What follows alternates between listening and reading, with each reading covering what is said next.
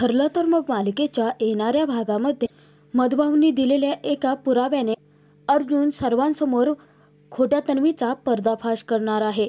मधुभाऊंकडून खूप मोठा पुरावा प्रियाच्या विरोधात मिळता क्षणी अर्जुन सुभेदारांच्या समोर या पुराव्याचा धमाका करणार असतो। परंतु तो पुरावा नक्की काय आहे हे आपण या व्हिडिओत पाहणार आहोत, तर व्हिडिओ शेवटपर्यंत नक्की पहा। प्रियाच्या प्रतिमासोबतच्या वागण्याने आणि प्रतिमाबद्दल बोलले गेलेले अपशब्दाने अर्जुनला तिच्यावरती संशय आलेला असतो। अर्जुनची शंका खरी ठरलेली असते, कारण अर्जुनला वाटत असतं की कोणतीही जरी मुलगी असली तरी सुद्धा ती आपल्या आईशी अशी विचित्र का वागेल, आणि याच एका निर्माण झालेल्या प्रश्नाने अर्जुनने ती तन्वी आहे की नाही याचा शोध घ्यायला सुरुवात केलेली असते। त्याने सायलीलाही पटवून देण्याचा खूप प्रयत्न केलेला असतो की ती तन्वी नाहीच आहे, परंतु सायली अर्जुनलाच उलट सांगत असते की सर, प्रियाचं वागणं मला माहिती आहे, ती माझा इतका राग करते ना की ती कोणत्याही थराला जाऊ शकते, आणि प्रियाने याआधी सुद्धा केलेल्या चुकीच्या गोष्टी आम्ही आश्रमात सुद्धा पाहिल्या आहेत सर, ती अशीच वागते असं अर्जुनला सांगितलेलं असतं, परंतु अर्जुन ऐकून घेत नाही। सायलीला वाटत असतं की अर्जुनच्या वकिली वृत्तीमुळे अर्जुन असा प्रियाच्या बाबतीत विचार करतोय, परंतु अर्जुन योग्य विचार करत असतो। प्रियाचा पर्दाफाश करण्यासाठी अर्जुन एक प्लॅन रचतो। तो प्रतिमाची जाऊन साडी घेऊन येतो आणि त्याने साडी स्टडी रूममध्ये ठेवलेली असते। इतक्यातच आता किचनमध्ये आवरावर करण्यासाठी सायली आलेली असता सायली अर्जुनला विचारते की नक्की काय चाललं आहे, परंतु अर्जुन सायलीला सांगतो की तुमचा विश्वास नाहीये, परंतु माझी तर आता पक्की खात्री पटली आहे की ती प्रिया तन्वी नाहीच आहे। मग ती कोण आहे याचा शोध घेतल्याशिवाय मी नाही शांत बसणार। तेव्हा सायली आता अर्जुनच्या बोलण्याकडे दुर्लक्ष करते। त्यानंतर सायली आपापलं काम करत असता अस्मिताही तिथे आलेली असते। तेव्हा आता अर्जुन प्रियाची वाट पाहतो, परंतु प्रिया येत नसल्याने अर्जुन स्वतःच प्रियाकडे रूममध्ये जातो। तेव्हा प्रिया आता झोपलेली असते।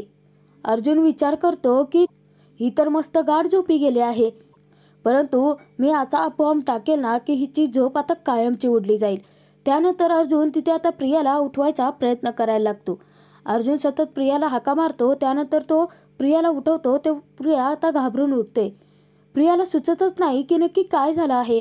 तेव्हा अर्जुन तिथे सांगतो की तन्वी, चला आपल्याला आत्ताच्या आत्ता बाहेर जायचं आहे हॉलमध्ये, कारण मला तुला एक छानसं सरप्राईज द्यायचं आहे।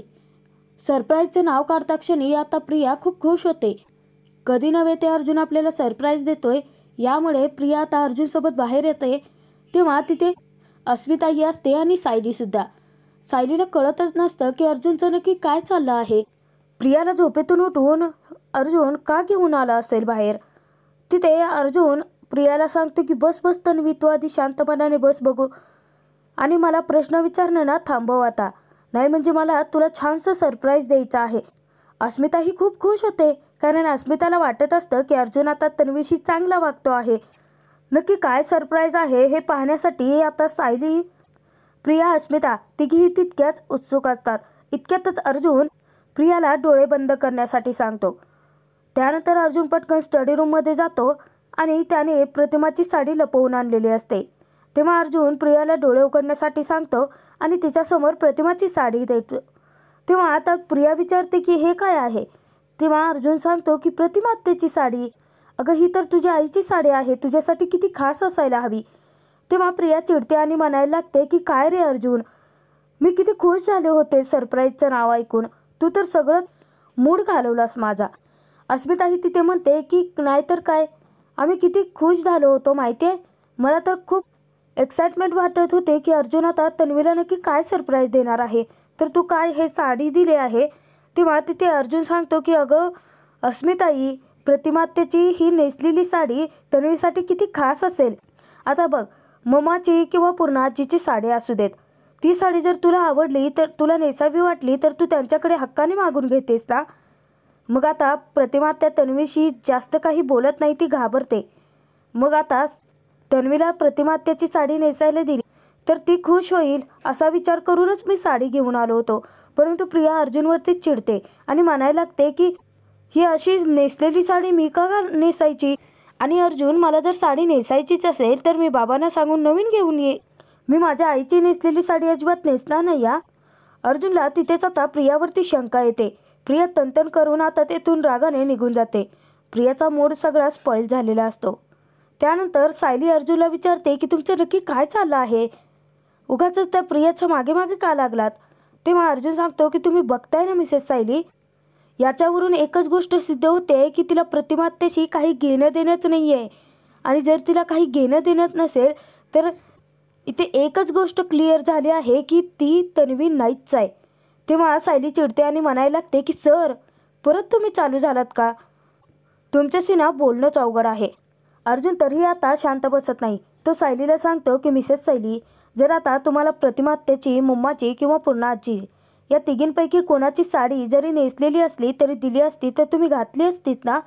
तेव्हा सायली सांगते की हो, खूप आवडीने घातली असती मी तर, कारण त्यांच्यासोबत त्यांचा आशीर्वादही आलेला असतो ना. तेव्हा अर्जुन तिथे म्हणतो की बघा, तुमचं आणि प्रतिमातेचं तर काहीच नातं नाही आहे, तरीसुद्धा आता तुम्हाला प्रतिमातेची साडी नेसावीची वाटली. आणि तन्वी, तिची तर आई आहे ना प्रतिमात्या, आणि ती काय म्हणाली तुम्हीच ऐकलं आहे ना स्वतःहून. तिथे आता सायली सांगते की सर, तुम्ही ज्या गोष्टी शोधण्याचा प्रयत्न करत आहात ना, मुळात ते खरं नाहीच आहे. तुम्ही ना मृगजळाच्या मागे लागल्यासारखं वागत आहात. तेव्हा अर्जुन पूर्ण खात्रीने सांगतो की नाही मिसेस सायली, माझं मन मला सांगतं आहे की ही प्रतिमातेची मुलगी नाही आहे. हे सिद्ध करणं मला खूप कठीण जाणार आहे. त्यासाठी मला पुरावेही शोधावे लागतील, परंतु मी आता गप्प नाही बसणार.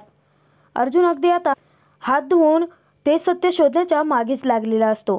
तेव्हा सायली अर्जुनला सांगते की परंतु सर, ते पुरावे तुम्हाला रविराज सरांकडेच मिळतील, कारण प्रिया तन्वी आहे हे ज्या गोष्टींमुळे सिद्ध झालं होतं त्या सगळ्या गोष्टी तुम्हाला रविराज सरांना विचाराव्या लागतील. आणि तिच्यासोबत जर काही गोष्टी आल्या असतील, त्या गोष्टीवरून जर ती तन्वी आहे हे सिद्ध झालं असेल तर त्याआधी तुम्हाला बघाव्या लागतील, त्याची चौकशी करावी लागेल. त्यानंतर अर्जुन आता सायलीला काही बोलणार तेव्हा सायली चिडून तेथून निघूनच जाते. अर्जुन तिथे विचार करतो की वा मिसेस सायली, नकळतपणे का असे ना, परंतु तुम्ही मला मार्ग दाखवलात.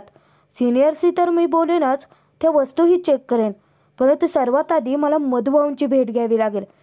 कारण जर प्रिया तन्वी नाही आहे हे जर मला समजलं आहे तर मग नक्की प्रिया आहे तरी कोण हे शोधण्यासाठी मला आश्रमातच पुरावे मिळू शकतात, आणि ते फक्त आणि फक्त मधुभाऊ देऊ शकतात. अर्जुन अखेर आता मधुभाऊंची भेट घ्यायचं ठरवलेलं असतं, जेणेकरून आता प्रियाचा भूतकाळ उलगडला जाऊ शकतो. की त्यानंतर दुसऱ्या दिवशी सकाळी अर्जुन आता सायलीला सांगतो तो मधुभाऊंची भेट घ्यायला चालल्याचा. तेव्हा सायली आता खूप खुश होते. तर अर्जुन तिथे सांगतो की हे बघा मिसेस सायली, तुम्हाला माझ्यासोबत यायचं असेल तर येऊ शकता, परंतु तुम्हाला माहिती आहे का, प्रिया तन्वी नाही आहे हे सिद्ध करून दाखवण्यासाठी मला सर्वात आधी मधुभाऊंची भेट घ्यावी लागेल, आणि त्याच कारणासाठी मी चाललो आहे. सायली चिडते आणि म्हणायला लागते की सर, तुम्ही त्या गोष्टी सोडून का देत नाही आहात. अर्जुन तिथे सांगतो की नाही सायली, ही प्रिया ना नाटक करून अख्ख्या घराला फसवत आहे, आणि मधुभाऊंकडे गेल्यानंतरच आपल्याला खरे पुरावे मिळतील की जर प्रिया तन्वी नाही आहे तर मग ती आहे तरी कोण, ती आश्रमात केव्हा आली, ती आल्यानंतर ती किती वर्षांची होती. आणि मला एकदा मधुभाऊंनी सांगितलं होतं की काही वस्तू त्यांनी लाल गाठोड्यात ठेवल्या आहेत, ज्याच्या त्याच्या वस्तूंचं की आश्रमामध्ये जेवढी काही मुलं आली होती त्यांच्याजवळ ज्या काही वस्तू होत्या त्यांचे फोटोज काढून मधुभाऊंनी ऑलरेडी ठेवले होते. प्रिया तन्वी नाही आहे म्हटल्यानंतर मग जे गाठोडं सिनियरकडे आलं होतं की ज्याच्या आधारे तीच तन्वी आहे सिद्ध झालं, मग ते गाठोडं होतं कोणाचं. मिसेस सायली, या सगळ्या प्रश्नाची उत्तरं मला आता मधुभाऊ देऊ शकतील, त्यामुळे तुम्हाला यायचं असेल तर तुम्ही येऊ शकता, नाहीतर मी तर जाणार आहे.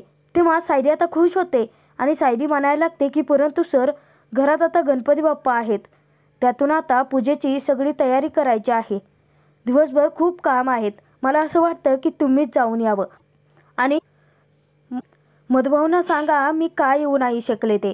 तेव्हा अर्जुन सांगतो की नका काळजी करू, आणि मिसेस सायली, तुम्ही मला एक प्रॉमिस करायचं आहे की प्रिया तन्वी नाही आहे हे मी सिद्ध करण्याचा प्रयत्न करतो आहे, त्याच्या संदर्भात पुरावे शोधतो आहे.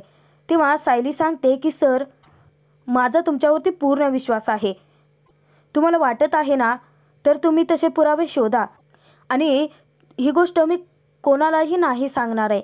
त्यानंतर अर्जुन आता जेलमध्ये मधुभाऊंची भेट घ्यायला जातो. मधुभाऊ जेव्हा अर्जुनला पाहतात तेव्हा खूप खुश होतात. मधुभाऊ जेव्हा अर्जुनला भेटतात तेव्हा अर्जुनला पाहून खूप खुश तर होतात. त्यानंतर ते सायलीबद्दल अर्जुनकडे चौकशी करतात. मधुभाऊ विचारतात की काय झालं जावई बापू, तुम्ही एकटेच आलात, माझी साऊ ती ठीक तर आहे ना? तेव्हा अर्जुन मधुभाऊंची काळजी समजून घेतो आणि त्यांना सांगतो की नका काळजी करू मधुभाऊ, गणपती उत्सव आहे ना, सायलीला घरामध्ये खूप जास्त कामं होती त्यामुळे ती आली नाहीये.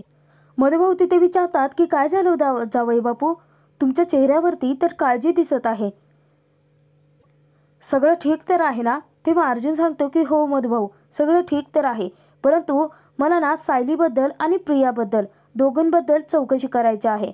तेव्हा तिथे मधुभाऊ विचारतात की प्रिया, आज कधी नव्हे ते तुम्ही तन्वीच्या ऐवजी प्रिया म्हणालात. तेव्हा अर्जुन सांगतो की मधुभाऊ, आता माझ्याकडे वेळ सध्या कमी आहे, नाहीतर मी सगळी स्टोरी तुम्हाला आत्ताच सांगितली असती, परंतु मला आता आधी सगळ्यात आधी प्रियाबद्दल सांगा. हळूहळू अर्जुन आता एक एक करून मधुभाऊंना प्रश्न विचारायला लागतो. तर अर्जुन आता प्रियाबद्दल पहिला प्रश्न विचारतो की मधुभाऊ, मला एक गोष्ट सांगा की ज्यावेळी प्रिया आश्रमात आली होती त्यावेळी नक्की ती किती वर्षांची होती? तेव्हा मधुभाऊ सांगतात की साधारणतः 5 वर्षाची होती ती. त्यानंतर अर्जुनला मधुभाऊ विचारतात की जावई बापू थांबा, तुम्ही फक्त प्रियाबद्दल चौकशी करत आहात, तुम्ही तर मला सांगितलं होतंच ना की माझ्या साऊच्या आईवडिलांना तुम्ही शोधून काढात, मग तुम्ही साऊबद्दल काहीच का विचारत नाही आहात? खरं म्हणजे आपण या बाबतीत आता खूप वेळा बोललो आहोत, परंतु तिच्या आईवडील शोधण्यासाठी तिची खरी माहिती तरी असायला हवी ना. तेव्हा अर्जुन तिथे आता विचारतो की हो मधुभाऊ, मग मला सांगा की सायली नक्की किती वर्षांची होती? तेव्हा मधुभाऊ सांगतात की प्रिया आणि सायलीमध्ये जास्तीचं अंतर नाही आहे, फक्त 1 वर्षाचं आहे, सायली 4 वर्षाची होती. त्यानंतर अर्जुन मधुभाऊंना दुसरा प्रश्न विचारतात की प्रिया तुमच्या आश्रमात येण्याआधी ती दुसऱ्या कोणत्या आश्रमात राहत होती का? आणि सायलीसुद्धा मला मंदिरामध्ये भेटली होती, त्यामुळे सायली ही कदाचित दुसऱ्या कुठल्या आश्रमामध्ये नसेलच. त्यानंतर अर्जुन मधुभाऊंना आता पुढचा तिसरा प्रश्न विचारतो की मला एक सांगा मधुभाऊ की सायली आणि प्रिया नक्की तुम्हाला कधी भेटल्या? नाही म्हणजे त्यांची जन्मतारीख, म्हणजे भेटलेला तो दिवस, तारीख, वर्ष काहीतरी तुमच्या लक्षात असेलच ना. तेव्हा मधुभाऊ आता आठवतात. त्यानंतर ते अर्जुनला सांगतात की हो माझ्या लक्षात आलं. मधुभाऊ अर्जुनला सांगतात की 2002 साली प्रिया आश्रमात आली होती. तेव्हा अर्जुनला आता खूपच मोठा धक्का बसतो.